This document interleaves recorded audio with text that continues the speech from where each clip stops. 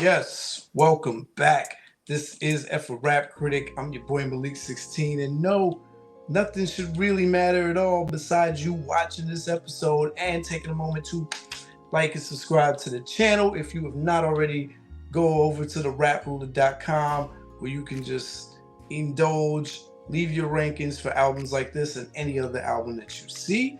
And while you're at it, you can go hop over to my sister's site because I'm still here with artist extraordinaire and creative mind and Miss Larayne. And the site is LarayneMusic.com, LARAYNE music.com. And we're still going over the classic album, Miseducation of Lauryn Hill, 25 years old this year, Diamond album. This is category 2 where we get into the rap performance on the album. So we're going to do a deep dive and get real analytical about what Lauryn Hill actually did on this album. Correction, Miss Lauryn Hill. First dimension that we talk about in category 2 is dimension 1, personality and charisma. All over this thing. Is it, or is it because we know Lauryn? Do you feel like as an audio project, like just listening to this, do you feel like she presented personality and a charismatic element that made you want to keep listening to the next track and the next track? Yeah, I was listening to it before I was watching the videos. Yeah, definitely. Just her performance voice, her singing, her rapping voice is kind of charismatic. You feel what she's talking about. I think that's one of her greatest strengths. There's not a way to like listen to her and just like sit fully idly. Like you are either going to imagine what she's singing, rapping about, or like it's not monotone.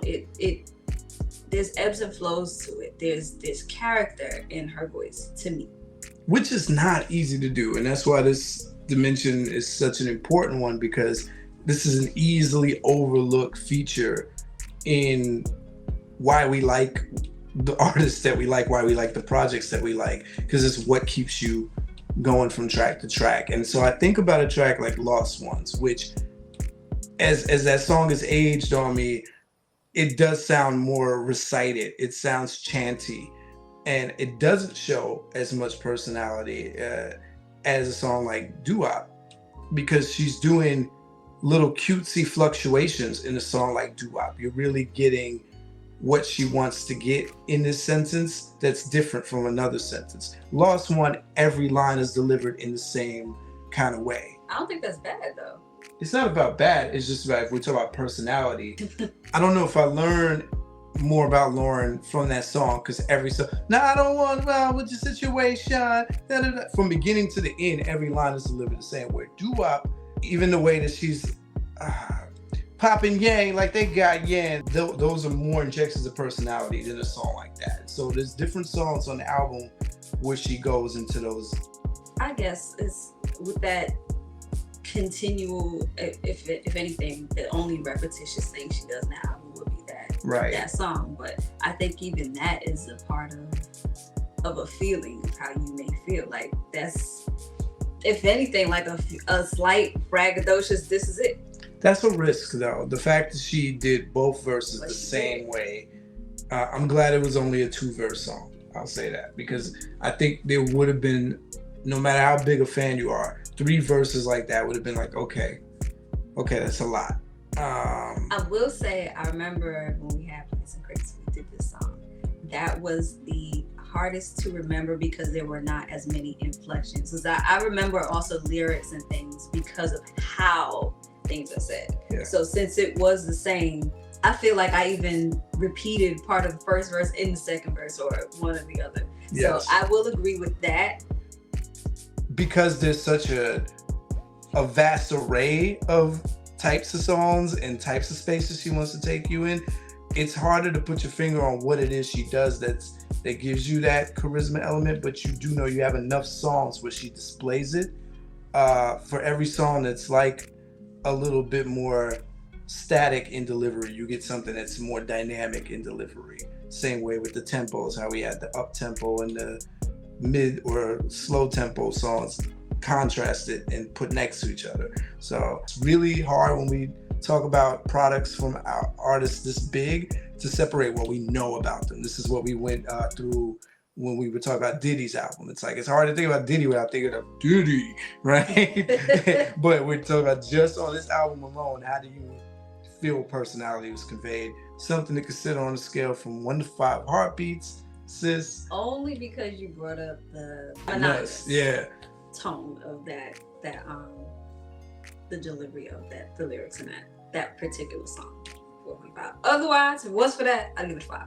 Got you. Which takes us to dimension 2, the question of believability or suspension of disbelief. So is this an album where we're being asked to suspend our disbelief? Is Lauryn going into a character or something where we're taken out of the realm of reality? Absolutely not. Right. Because I think it's all super relatable and still applicable. Right. The album is called The Miseducation of Lauryn Hill. So this is clearly and blatantly an album about her, who she is. She's not calling herself El Boogie anymore at that point. She is just Lauryn Hill. So this is now just a question of how much do we believe her on this album? Because she's not making any outlandish claims, anything outside of what we know her to be. And it's actually an album where she's trying to school us on who she wants you to realize she is. Even when she gets spiritual, right? You take a song like Tell Him. Now, Lauryn does this thing throughout the entire album where it's unclear whether she's talking about a hymn that is her son, that she dedicated a whole song to God or to a love interest. But I think she means for it to be that way, where it's left up to interpretation, because it can go to all three with the same messaging. These are the things that matter to her in her life. So yeah, she's speaking on universal things while still teaching you who she is through sharing these emotional experiences, these doubts, these feelings. And Lauryn's always been in her music someone who's vulnerable about love. This is not the first time we've heard her say I've loved real hard. Actually, the first couple lines on When It Hurts So Bad are the same couple lines as her verse on Manifest off the Fugees album, the Score album. Yeah, I loved real hard once, but the love wasn't returned. You know, that's that first opening sequence, same verse as she just sang it on this album instead of rapping it. When she dabbles into R&B territory, you can tell it's coming from two parts. One, her just being a genius writer. Two, lived experience. Because whenever you hear artists talk about very nuanced things in their songs, you can tell, oh, this is not... It's not a catch-all. It's not a generic or cookie cutter. Thank you. Oh, my heart is broken, so it feels like this. Right. Or... You're not going to hear any of the cliche lines, right? I reminisce on our first kiss. I love you so, can't let you go. You know, she's saying things like... my heart. Yeah. Which is like an easy line a friend used to add into any R&B song. Insert line about heart. She's going to say stuff like, you hurt yourself to make me stay. And I think a lot of people who've been in bad relationships can relate to some of those tactics being used. Shoot, I might have been guilty of some of those tactics. If you leave, I don't know what's going to happen the next day if you don't answer the phone. You know, those things. We've seen this depicted in movies. We see it's, you know, so for her to like paint those pictures, you know they have to come from a real place. The things that she was doing on tracks like Every Ghetto, Every City, she's inviting you into Lauryn Hill's coming of age, growing up. She's not only telling you about what she used to do, she's just telling you about what the neighborhood used to be like. Looking back. The drill teams on Munn Street. Remember when Hawthorne and Chancellor had beef? Moving Records was on Central Ave. What's up? And then she's telling you about the untouchable BSB. All the crazy niggas be.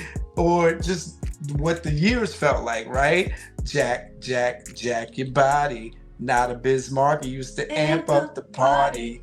She's telling you she's Lauryn Hill. Even on what could be considered the braggadocio moment, she's still telling you what's going on with her. Final Hour, Lost Ones are great examples of that. Something to consider on a scale from 1 to 5 heartbeats. How believable? What are you giving this for believability on a scale from 1 to 5? It's believable. Like, you coming up, nobody makes up the word realizing in one street. Like, you know she's coming from an authentic place when she's saying that. Down to the when it hurts so bad and everything. It's real. It feels real. That's why people connect with it.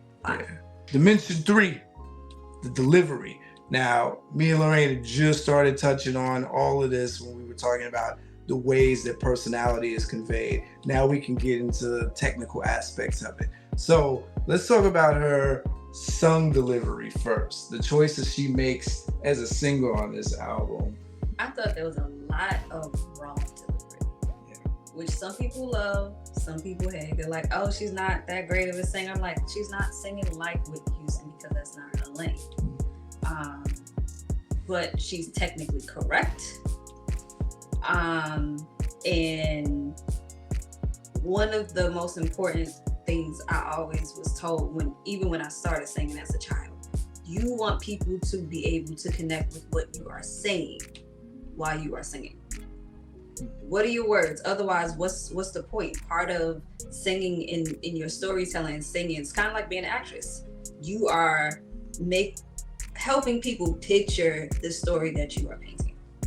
It's like if somebody was singing a happy song, they look pitiful or they sound, sad and dreary. It's like, man, that's wild. All right. I don't really feel happy, but okay, these are the lyrics that you're giving. Like she makes you feel or connect. I won't even say feel. She makes you connect with what she's saying. So I think she's good. Yeah. What about the runs? Lauryn is well known for her runs since the Sister Act movie. Some people feel like she does too many runs, and she might be guilty of that every now and then. Sometimes she does that. Sometimes a little too long or too many times. Do you think? I'll say I don't think it's too many times, just because it's one of those ways it's her. It's like Mary do a lot of runs too, but and love Mary runs. Speaking of Mary, do you feel like that was a good matching up of vocal tones? I would not have thought of it, but yeah. There's parts on that song where I can't tell who's singing. Like I said, I feel like she made Mary step it up on that song because Mary has so much respect for her. She had so much respect for Mary. Especially when they're going back and forth, you're like, oh. My was lost and I took back my soul. Life was here, life was here, life here, life was you. Now, if we think about other singers who were out at the time, or could have done a duet with. I think she also did Mary because Mary has that other ability to be very raw and gritty. Yes. And she taps into that emotion, so you connect with it for that way, for that reason. I don't think there would have been, like, my brain don't even want to compute trying to think of somebody else, because it's a guttural, hurtful song. Yeah. That feeling that they're expressing. And so her tone contrasted to D'Angelo's tone. What do we think about that? Because you already mentioned that she softened it up. She was really in her, I'm amorous on this song. I'm fully vulnerable. I'm fully no drama on this song. I just want to say, she's never drama, but she's like, I am here to disarm you with love and nothing but love. I think that was such a sweet juxtaposition from her in the Fugees, because you got the sense that she was loving. Like, she talked about love in different ways. But this is the first time you heard her on a song with a male, and it was completely to me. It was just sweet through and through. It was. As you're saying this, I just realized this is like a continuation of what she hinted at. I mentioned the song being a tease. The sweetest thing was you getting to know Lauryn the lover. Right. But it was like this invisible guy that she's talking to. It's like, who's this dude? This song is her talking, making the guy real. Right. I don't have to create this love. There's no barriers to this love. There's no limits to this love. Let me tell you how much so that's the case. And D'Angelo, who could sometimes get a little edgy or maybe even a little aggressive sometimes with his music, he took a softer approach because she took a softer approach too. I don't know. Did I say that? I'm trying to think. I feel like he has softer songs. At least at that time, or around that time. Oh, of course he does. But I'm saying he leaned towards that. He leaned towards the cruising. Yeah. Baby. Yeah. They complement each other. They went into their softer bag and it worked. And neither of them overpowered, even though Lauryn ad-libbed more than he did. But it was her song. But it's her song, right? It was chill. It was smoky. And Lauryn does ad-libs. Her ad-libs are another defining feature of her vocal stylings. Harmonies. It's dreamy. Yes, that's the word. They created a dreamy element. And it's interesting that there's a back and forth vamp out for them, just like there was a back and forth for Mary. But the back and forth with Mary was, they got to exercise those breakup demons. Like I told you, you could hear Mary kicking her shoes up.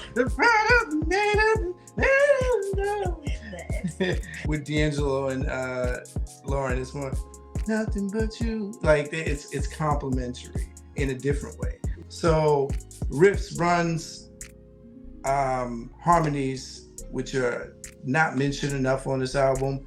Her harmonies are really, really intertwined with the music. And I think the ad-libs are where she shows her personality too. Those things help, which leads over to the rap delivery. Lauryn ad-libs with singing sometimes. So choices like comma, comma, comma, harmonized ad-lib on a rap song. She does little things like that. Or doo-wop itself, the choice she made to make that a rhythmic pattern of delivery instead of just yo, it's been 3 weeks, you've been looking for your friend, the one who hit it and never called you again. She goes, 3 weeks and you've been looking for your friends. Yeah, and she accents all the things that stick out in our head. The reason why this song is decades spanning and lives to this day, and you know it's a mega hit when you start singing the little ad-libs. When you remember a song by its ad-libs, that's how you know it's a hit. So, baby girl, minimum, Lauryn. Yeah, and then now you're facing court case again. Those are poor late. Whoa, whoa. So, win. How you gonna win? How you gonna win? To the point that we remember her doing the Again. That's what I mean about that song having so much personality. She's adding those kind of ad-libs. So I can even picture her doing it in the video.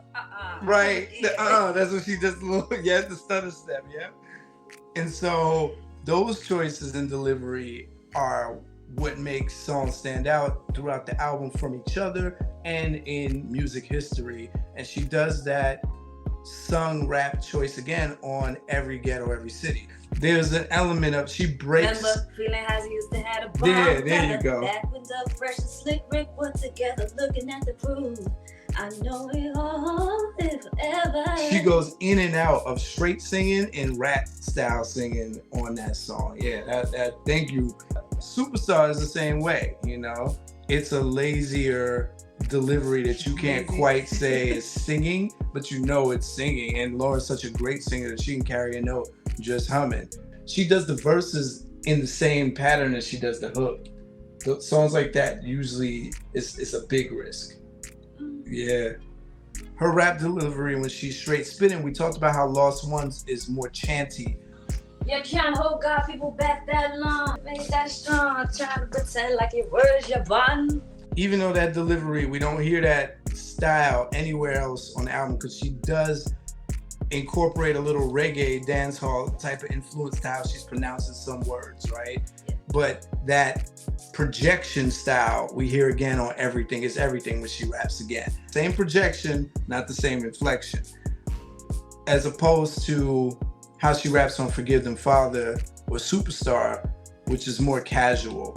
And the most casual being Final Hour, where it's very relaxed. It's conversational tone. And so she's giving you these different delivery styles, even in rap, just like she's giving you different delivery styles with the singing. And these are all things to consider on a scale from 1 to 5 heartbeats. What you giving this for delivery? Oh, it's so hard to not count it as something else. I don't know. How she served these lines. 4.5. What's the 0.5 that you feel is missing for? Maybe a change in delivery on the 1 or 2 songs that we mentioned. Gotcha. Yeah, a lot of those words rhyme too, so afterward you're like, did I say situation already? I did mix up my bag. Takes us to dimension 4, everyone's favorite, the flow. Oh boy. The flow, man. Doo-wop itself is a case study in flow. Like, it's not a song. I'm amazed at how many people successfully do that song in karaoke, because as a writer, as a performer, the choices she made in her flow, that's not something that can be replicated easily. That's for all of you who feel like you can rap and you can just get up and write around. I challenge you to try to write a rap like any of the 2 verses. At first you think it's simple because it follows the pattern of the beat, right? 3 weeks since you've been looking for your friend, the one you let hit it and never called you again. Then she switches it. She second verse, of course, she's really going places. Like when she speeds it up into a hurried flow. It's staccato. And makes it work. Let's not pretend. The one pack is style by the waistman, crystal by the casement, still in their mother's basement. The pretty face man claiming that they did it, man. Need to take care of these 3 and 4 kids. When they facing court case on the child support late, look at how many internal rhymes are in there, and it naturally bounces. And then she speeds it up one more time. Money taking, heartbreaking, then you wonder why women hate men. The sneaky silent men, the punk domestic violence men, the quick to shoot the semen. Stop acting like boys and be men. Right? It took me so long to memorize that because I was gonna get it. Bruh. I was like, nope, what did she say? Nope, rewind, what did she say? These are things that Lauryn now gets criticized for because unfortunately she's run more with that hurried style than the style that we came to love her from. But the decisions made to just slip those in to the pieces of the verses made them still a neat verse each, with those elements to show you that she could speed it up when she wants to and control it. She had control of it. That's the difference between now. Now when you hear Lauryn's verses, or in recent history when you hear Lauryn's verses, most of the verse sounds like that with only elements where they get slow. But the choices, just the way she said, the pause that she took just to say the way, claiming that they did a bid, man, that little dip that she did in that. So it's an unorthodox structure that still creates a concise verse and a neat verse. She does the same thing on everything and everywhere. She stops it to do a bounce, a staccato bounce, right? El Boogie spars with stars and constellations, then came down for a little conversation. Now we compare it to Superstar. She raps very straightforward on there. Forgive Them Father has a natural bounce to how she raps. But let's get into the most densely packed and intricate rap song on this album, which me being young and a hip hop head was the song that I gravitated towards the most, which is probably me and Larayne's favorite song if we had to choose one with a gun to our head on this album. Final Hour. I treat this like my thesis. Well, written topic, broke it down into pieces. I introduce and produce words so profuse. It's abuse how I juice up these beats like I'm Zeus. 2 people, both equal, like I'm Gemini. like a Simeon. If I Jimmy on this lock, I can pop it. You can't stop it. Drop it. Your whole crew's microscopic. Like particles while I make international articles. And on the cover, don't discuss the baby mother. Business, I've been in this third LP. You can't tell me I witnessed first-handed. Did y'all hear that speed up right there? Business, I've been in this third LP. You can't tell me I witnessed. Any other rapper could have fumbled that and made it sloppy. She fit that in and came right back to the landing line. First-handed, candid, you can't stand it. Respect demanded. And get flown around the planet. Rock hard like granite or steel. People feel Lauryn Hill. From Newark to Israel. And this is real. So I keep making the street ballads while you looking for dressing to go with your tossed salads. Like, come on. And then she gets crazy in the second verse. So she was like, now I'm gonna get the mozzarella like a Rockefeller, still be in the church of Lalabella, singing hymns a cappella, whether posing Mirabella in couture. Or collecting residual score. I'm making sure I'm with the 144. I've been hit before the same battle, this is war. That little these choices here, man, like. Yeah, that made me go look up what the heck she was talking about at the beginning of that verse. Dude, I looked up so many things on this album. We gonna get into that in the next dimension, the actual words used, but the choices made. Like, she didn't approach the second verse the way she approached the first verse. She kicked it up a notch. And she was like, oh, I'm really gonna go in my bag. There's points on that verse where she just kind of shouted, documented in the Bible like Moses and Aaron. You know, like she just, and then she starts singing out of nowhere. So after that, she just does what she wants to do on that track. And it reminds me, it's like Superman, man. It's like watching Superman and seeing him hold back. That's how I felt as a fan listening to this album. I was like, you're not punching as hard as you can, because this showed me what you could do if you unleash. This track was like Superman doing his X-ray vision, flying, punching, and doing his freeze breath at one time, and then only doing one of those things for the rest of the fight. I'm like, why are you not doing this no more? It was so effortless for her. A lot of rappers don't know how to keep their casual voice and spit their life out, and that's what she was doing. And that, for me as a rapper, was super inspirational and influential. It taught me that I don't have to go into some vocal bag of being a character, like make my voice raspy, make my voice bigger, make my voice slicker. Like, she was just talking. I'm about to change the focus from the richest to the brokest. I wrote this opus, reverse to hypnosis. Whoever closest to the line gonna get it. You gonna fall trying to ball while my team win the pennant. About to be in it for a minute, then run for Senate. Make the slumlord be the tenant. Give money to the kids to spend it. Like, come on, man. Like, who is writing about an opus? Right. Who's making these comparisons? She's not even doing a lot of, so, I mean, that song and Doo-Wop alone, we really don't need to talk about the flows on the rest of the album, because, I mean, those are your studies in flow right there.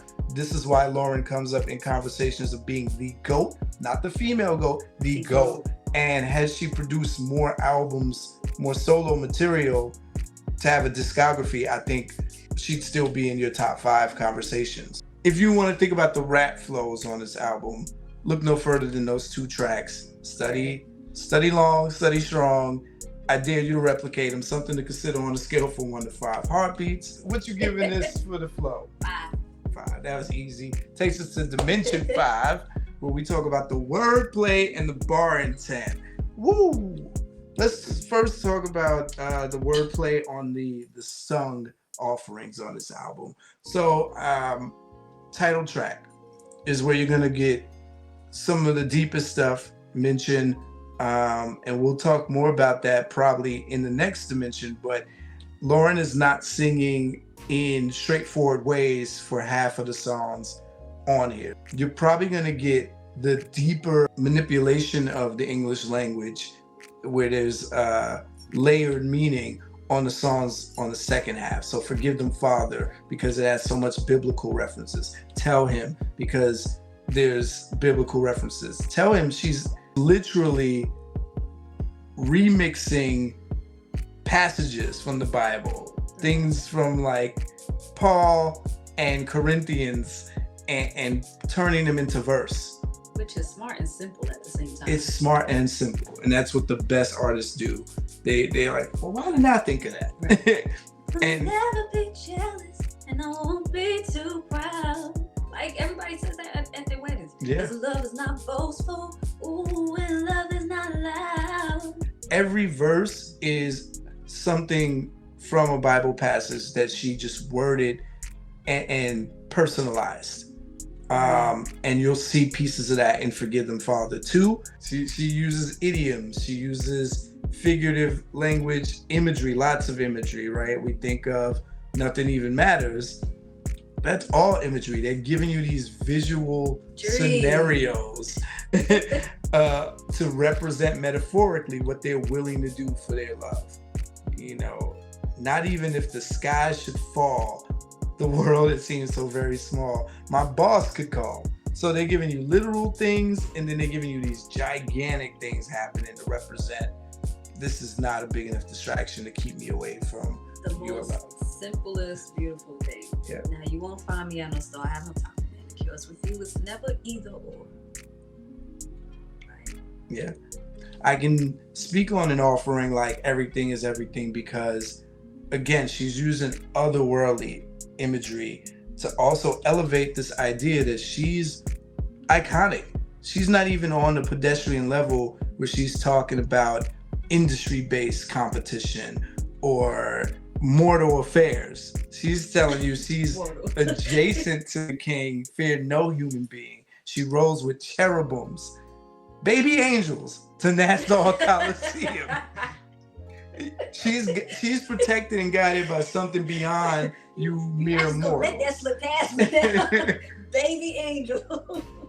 That whole verse is just her bragging on how she's on the level of Betty Shabazz. She's protected by a higher power that puts her on a plane that's different from what y'all are focused on without calling y'all peons. Another rapper would have been called y'all peons. She's not beefing with other rappers. She's not dealing with comparing herself. She humbly came down for a little conversation. She's willing to come down and have a sip of tea. After battling with after sparring, which just means it's not even a real fight. It's just practice. I'm just practicing with stars and constellations to keep my brain sharp, to keep my exercise up. Then I'll come down for a little conversation. Then I'll mix with you mere mortals. Never once does she make us feel bad. She makes us feel like we're in the presence of a queen who's protected by her higher power and fully in touch with it, while still making us feel like, damn. That's pretty much the same sentiment on Final Hour. Final Hour is so spiritually rooted. I've seen it written that it's a song about preparing for Armageddon, but she's still bragging. And the wordplay, she just slips it in there so casually. It blew my mind when I realized she said, word to Booney, I make salat like a Sunni. And I was like, oh, it's a double entendre. I make salat, which is the Islam word for prayer. And I make salat because she was talking about money. But she started that by telling you that she's still out to get the mozzarella. She's spiritually guided, but still navigating this secular world. Better have my money. And she knows how to put them together. Like, she's on the cover of Mirabella. She's doing Vogue. And, you know, even if it fails, you can't capsize the ship because she baptizes her lips every time she takes sips. Like, come on, man. Like, I mean, technically, she didn't lie. Right. To this day. To this day.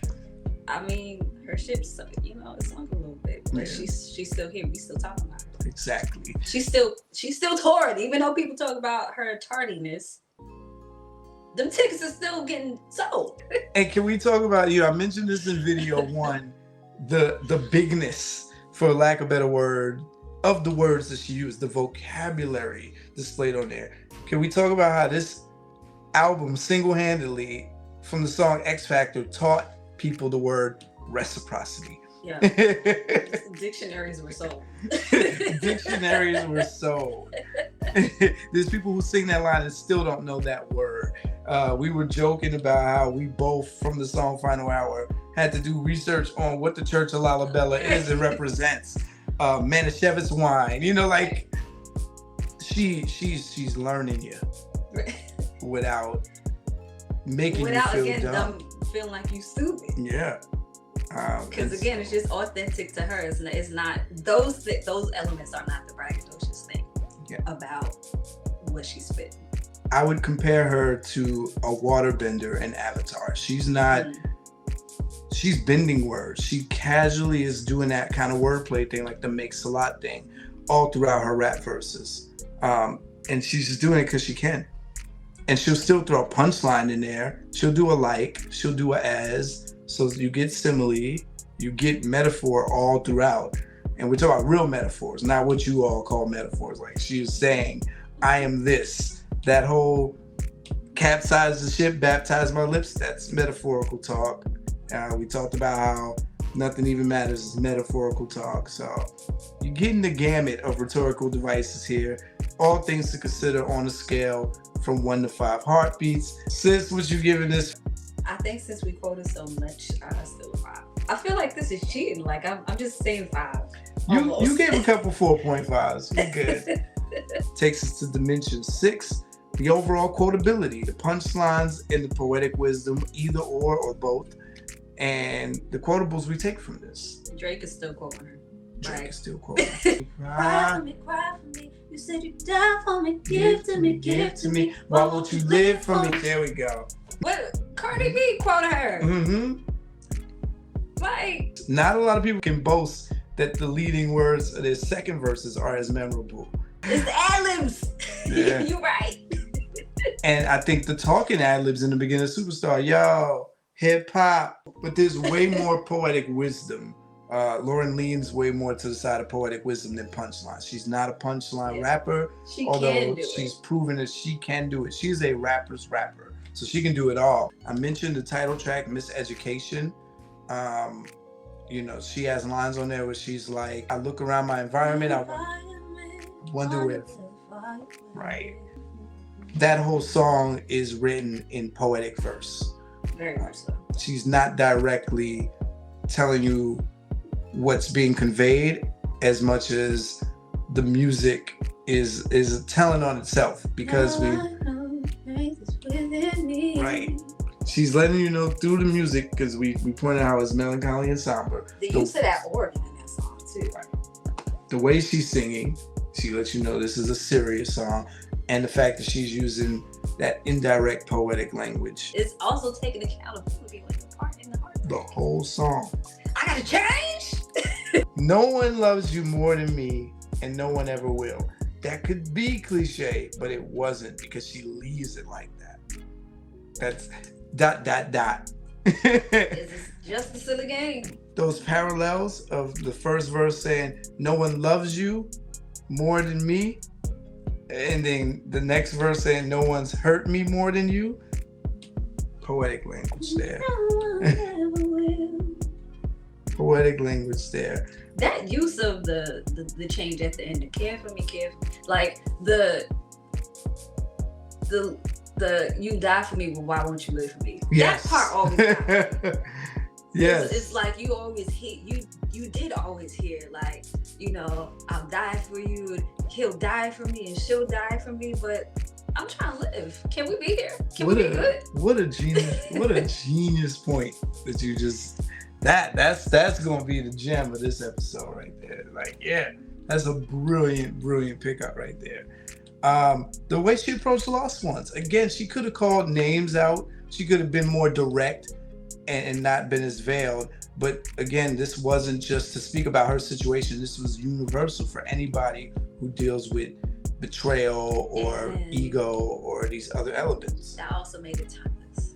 Yeah. Because once you start making something definitive, it takes away its ability to apply to other things, other times, other situations. Every Ghetto, Every City, and Superstar might be the most straightforward, because she's straight up saying, yo, hip hop is whack now. Y'all are lazy. Y'all are too material. She's not really, doing any fancy manipulation of words on that track. Every Ghetto, Every City is straightforward, because she's taking you on a trip through these anecdotal references. You didn't need to go and add all this extra stuff, because she did like what Slick Rick did excellently in the children's story. It's telling a story and painting such a vivid picture for you. All these things are something to consider on a scale from 1 to 5 heartbeats, poetic language or punchlines, however that happens. What you giving this? Through 5. All right. Dimension 7, the concepts. What's the most conceptual song on this album?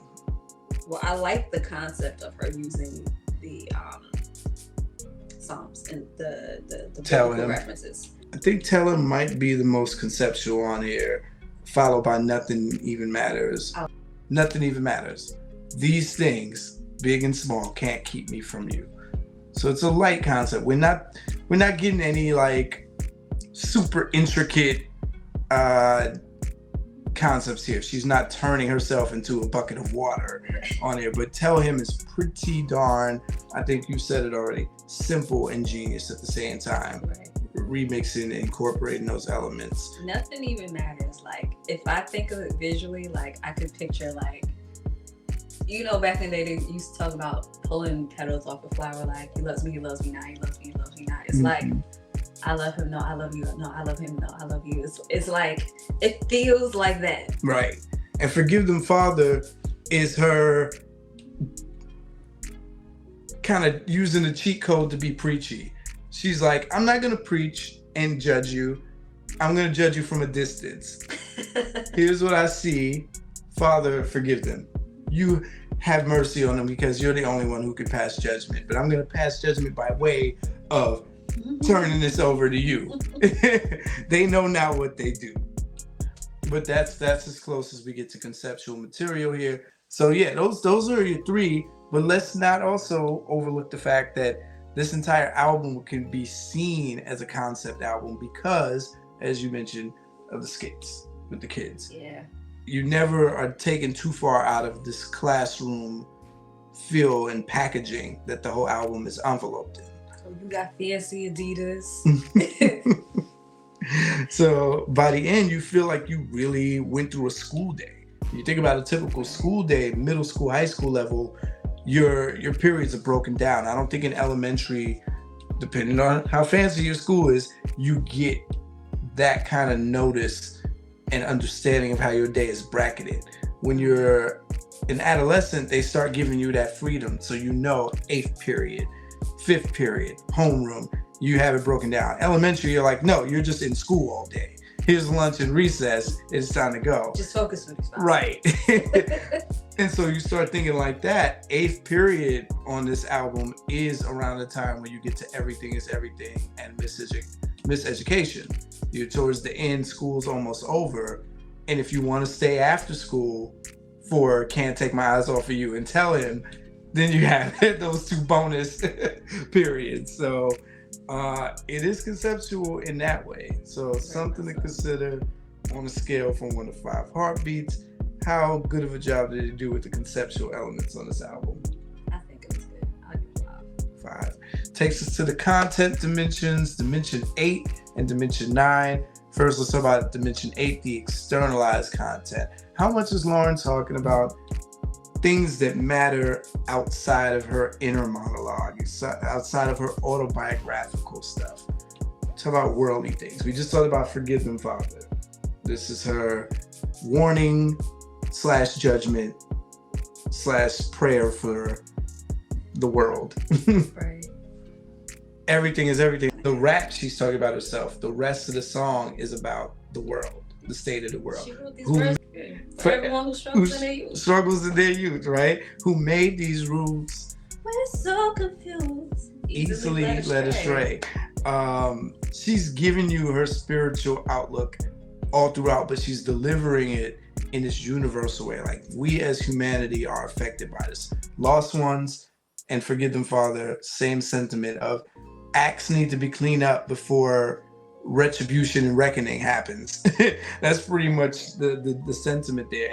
Because of the spirituality angle, sometimes she can come off as a little self-righteous. You know, she slips herself in and out in different places, but for the most part, that message is to you. Everything is for you. Forgive Them, Father is third person observation of everyone. Superstar is her interpretation of the state of the industry. And then Dua, her state on male and female relations. Exactly.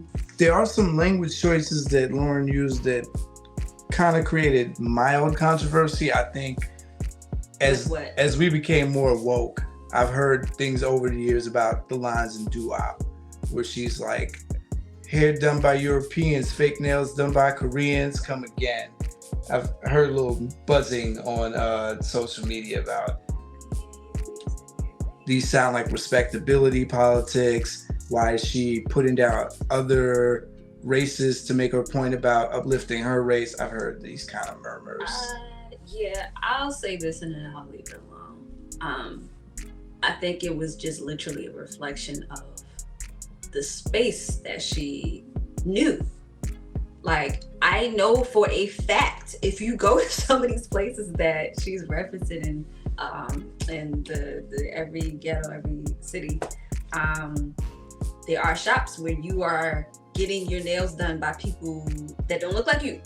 Mm-hmm. Whether they're Korean or not, I'm not about to get into that. But I was took it as more of a statement of, why don't you have more Black pride? Like, you're doing these things, but where are you getting these ideas of beauty from?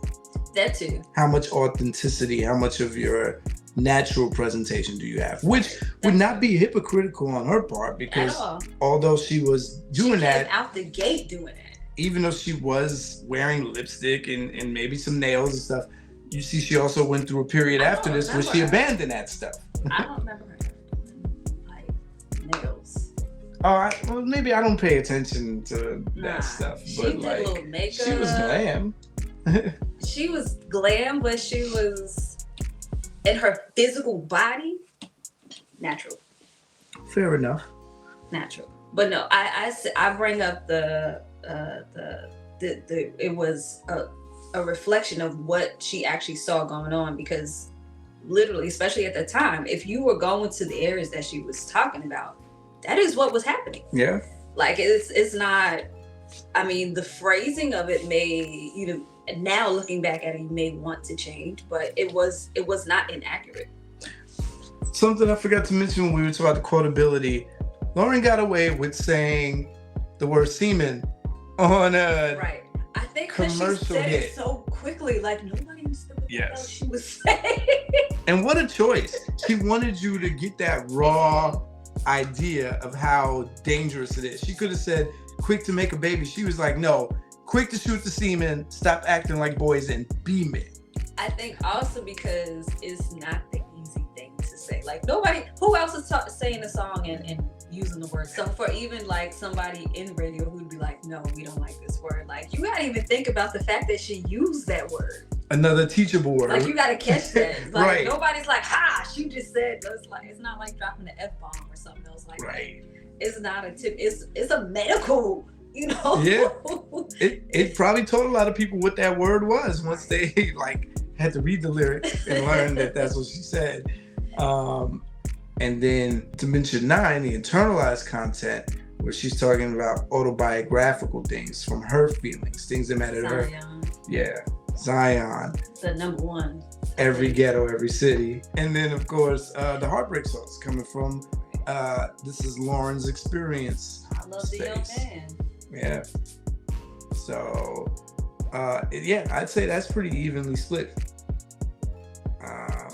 What are we giving the content on a scale from 1 to 5 for each of those dimensions, 8 and 9? For external, what you giving it? There's still no fluff in anything. She's 5. What you giving the internal? There is no fluff. She gets a 5. So we feel like we get enough of Lauryn, like we get to know her on this album? Yeah, the way it is. I think that's also why people to today, like, if she came out with another album that was truly more in line with what she did in that album as a follow-up, people would welcome it. They'd be like, yo, she's bad. People would cry. Yeah, if she matched the same control and quality of arrangement, it would just be lined up next to it. Dimension 10, the storytelling. Where do we get storytelling on this album? Do we get storytelling on this album?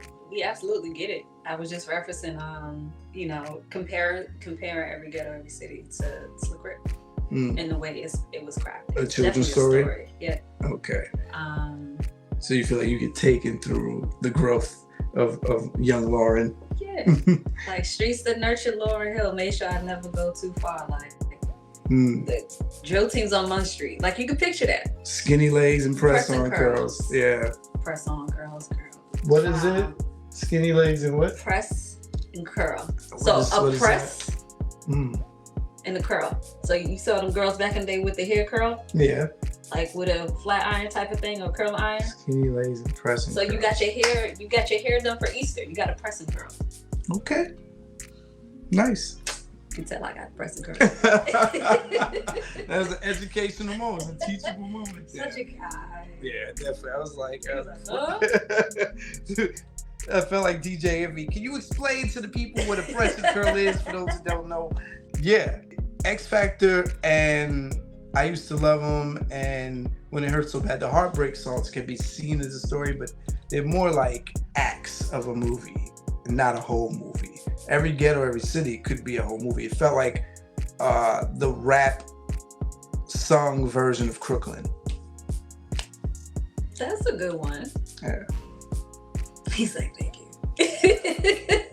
I was trying to shout out the actor. I forgot what her real name is, but yeah. Oh, It's Zora something, right?